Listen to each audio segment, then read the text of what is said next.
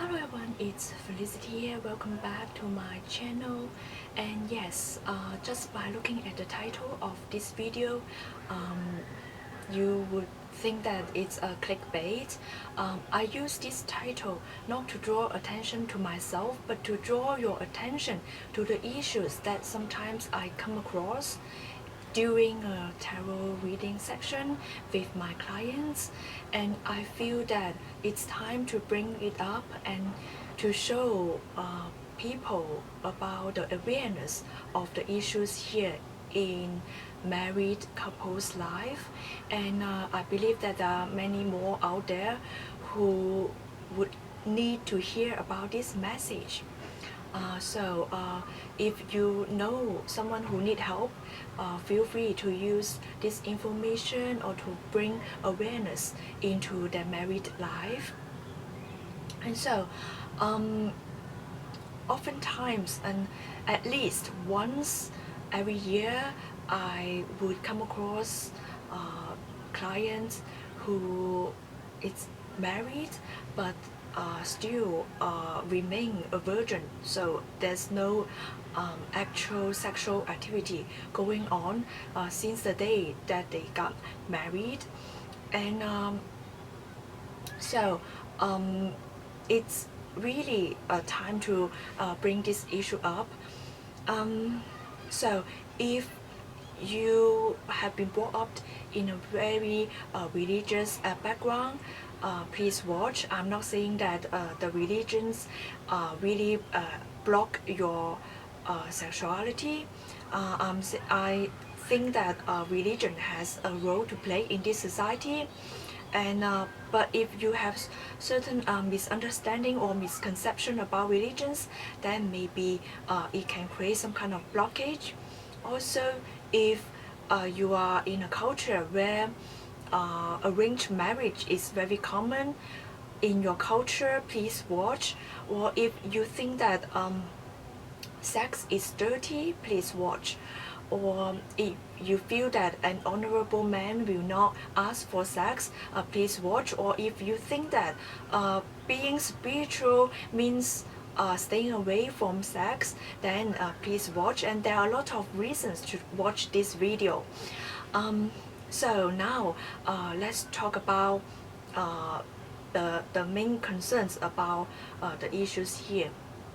Why some people remain virgin or reject sex even after marriage? I am here to explain in three different directions. The first thing is your willingness to marriage. If you coming from the cultural background where arranged marriage is very common in your culture, you may want to ask yourself before marry whether it's your will to get married or whether you obey and the authority in order to please them, and you listen to your parents. This is very important. Just because you agree to marry someone, it doesn't mean that you agree with this kind of marriage wholeheartedly, and it doesn't mean that it is your will to get married to the person that you are marrying to. Alright, so ask yourself whether it's obedient to your parents, to the authority or not.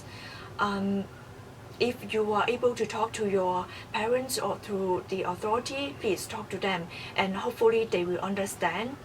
And if not, then you have to come up with a way to try to understand your future spouse, your future life partner before getting married. And supposingly, suppose that you agree wholeheartedly, it is your will to agree to marry this person. Before getting married, it's better to really have some kind of communication between the two of you. It's better to arrange some face-to-face communication to get to know the person that you are going to marry to on the emotional level. Especially this is true for females, because sometimes females connect, associate sex with their emotions. I'm not denying that men have no emotions. They do have emotions. It's just that their emotions might be hidden. And so because of some kind of biological structure, females connect deeply sex with the emotions. So make sure that you have certain type of emotional connection, direct communication with your future spouse before getting married. It's, you cannot expect your future spouse to accept the nurturing of emotions right after marriage, because once you sign up the papers, once you make a vow in a church or in a religious ceremony, then you cannot change people's concept, because once people in their married life mode, they feel that it's very normal to have sex with their life partner or with their life spouse. So just, to try to help you to understand this, supposingly you send out invitation to tell all your friends, people that you know, that you are going to have a party in your house. Okay, so all the people going to visit the party, attend the party, and then when they arrive at the party, you tell them that, okay, there's no drink, there's no food, only looking around the house, and they are going to be upset. The guests are going to be disappointed, because when you tell them that you are going to have a party, normally people will feel that at least you have some kind of drinks, whether it's non-alcohol or alcohol drinks, or people feel that there may be some kind of food, even though a piece of biscuits, right? So once they are thinking that they are attending a party, they will feel that at least they have some kind of food, refreshments, and it's not just for entertaining, and it's just the concepts, the ideas of a party, the ideas about how a party should be, deep rooted in people's minds. So it's just like marriage. When we think about marriage, and usually sex is included in a married life, so it's not very common that you require your spouse to wait till you are emotionally connected and nurture the emotions after signing the paper, right? So once they enter marriage, they feel that, okay, sex it's very normal between married couples, so you cannot just expect them to wait for you and get ready for the sex. Alright, so before you get married, especially in an arranged marriage, it's better to prepare yourself emotionally, arrange some face-to-face appointments with your future spouse. The second thing that you may want to know is your view on men. Do you feel that an honorable man will not ask for sex? And sometimes why do you feel that by giving sex, or sometimes men will take advantage of you when you have sex? Is it because you are the victim of the past? You have to get deep into the issues. Did you become a victim of the past? Was there any kind of sexual abuse, sexual harassment in your own life history, or even in your family background, in your family? So you have to go back to the past to find that losing piece of memories. That kind of memory is very, very important. Once you realize that, you are able to face how you view men. Even a spiritual man will tell you directly or honestly that yes, they feel the sexual arousal, or they have a sexual feeling at least once in their lifetime, or sometimes in their life. So if you ask a spiritual guru or spiritual person, if they answer you that, oh, no, I'm enlightened, I don't need sex, why do you think that I need sex to survive? I'm not focusing on sex, and or even deny that I never have sexual feelings because I'm enlightened, then if it comes out from the spiritual person's mouth, then you know that it's not true, or this person is the biggest liar of all. Just like the bullfighter if you come across a bullfighter, you ask them whether they have fear about death, and most of them will tell you honestly that they do have fear about death. They do fear about the bull coming at them. It's that they know how to handle the fear.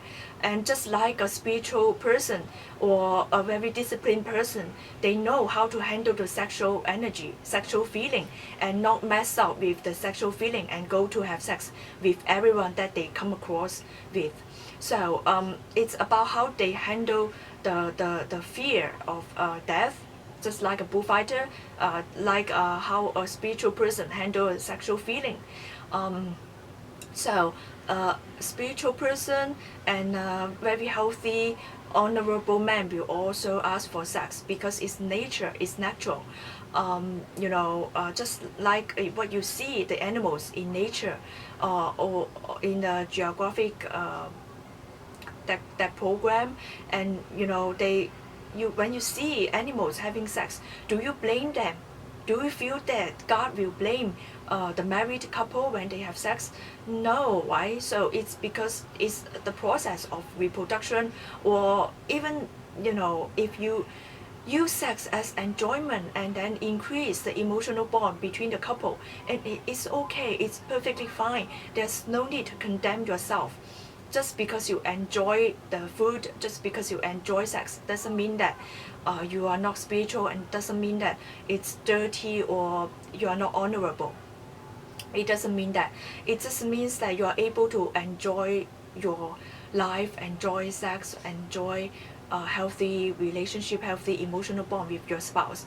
And just like you enjoy food, and when you look at the food, and you also know that there are a lot of people who do not have enough food to survive on this world. But then do you mean that you have to feel guilty about having food?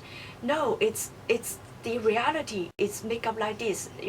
Sometimes by enjoying the food, by making the every moment of your life worth living, then you are not wasting your life. You're not wasting the food that in front of you, right? So it's okay to have some kind of enjoyment in life. At the same time, you also know that you have a lot of spiritual lessons right in front of you for you to explore. So when we handle our life obstacles, then at the same time enjoy your life. And it's the balance of life. It's the balance of how you live in this reality. So it's okay to have the right concept of man, and the right concept of how an honorable man should be. All right. So next point you would like to know is that your view on sex. Why do you feel that sex is dirty? Is it because the family education? Is it because sometimes parents may worry about their daughter having sex too early, or not being able to protect herself and get pregnant too early? So they may sometimes tell lies to the daughter, oh, you will be condemned by God, or you maybe have some kind of curse or something if you have sex with people too early, or with the people. So when you accept this kind of family education, you may hold a strong misconception about sex, and you may have guilt when you have sex, even though in your married life. So you have to really get to know about your view on sex.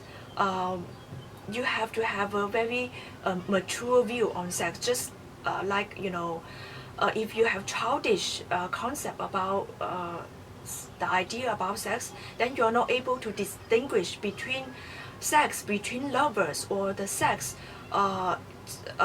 in a lux way. Just that you may not know distinguish between sexual abuse or sexual harassment and sex act between the two between lovers, right? So just like the movie in tournaments, you know, when the little girl who holds a very naive view about sex, then she's not able to distinguish between sexual abuse or whether it is sex and loving sex act between lovers, right? So you have to really understand whether you hold a really mature view on sex. Um, so understand that sex is not unpure. Sex actually is, it can be as pure as you want. If you have understandings, if you do this out of consideration, loving energy, then it can be enjoyable for two people. And if you have trust and there's nothing to feel guilty about. If you feel that you are the victim in this marriage or you are the victim in some kind of sex activity, then you may want to ask yourself why. You may want to see whether it's actual sex abuse in your married life or not. Because sometimes when your life, your style of sex, it's very different from your spouse, then it may create some kind of misunderstanding. Because sometimes one person's view on sex, maybe the person is very rough, it's a bit very intense, or it's very directly express their sexual feelings.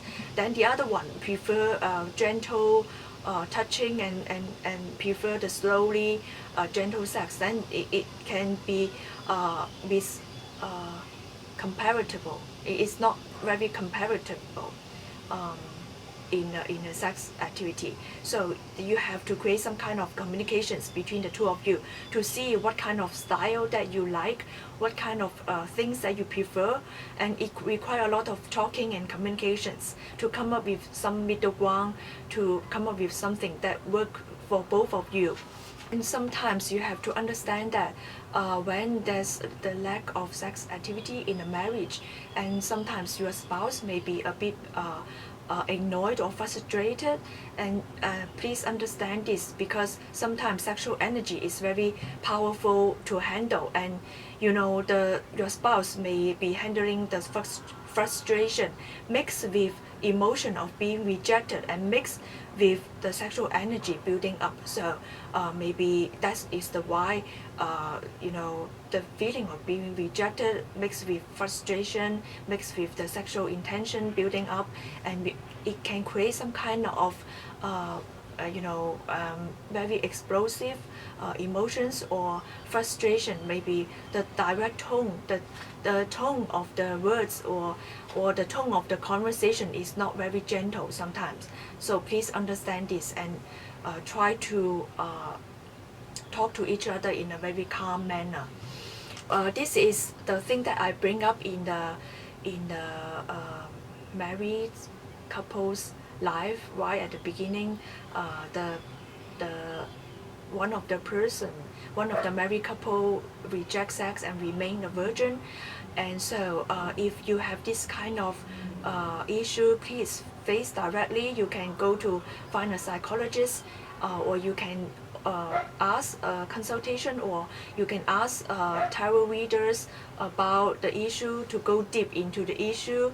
And so yes, and of course there is another thing, you know, that I would like to talk about. That is the you know, after the certain years of marriage, there's lack of sex activity in a couple's life right at the beginning of the marriage. They still have certain sexual activity, but then in the middle, suddenly the sexual activity stop, and that is what I would like to talk about. And usually when you have this kind of issue in your married life, suddenly you stop having sex with one another, and you have to ask yourself to explore the mental level, to explore emotional level, to explore physical level, and to see if there's some kind of deep-seated issues rooted deep within the psyche, or in some kind of sense. But if it is not, then maybe it's something else. That means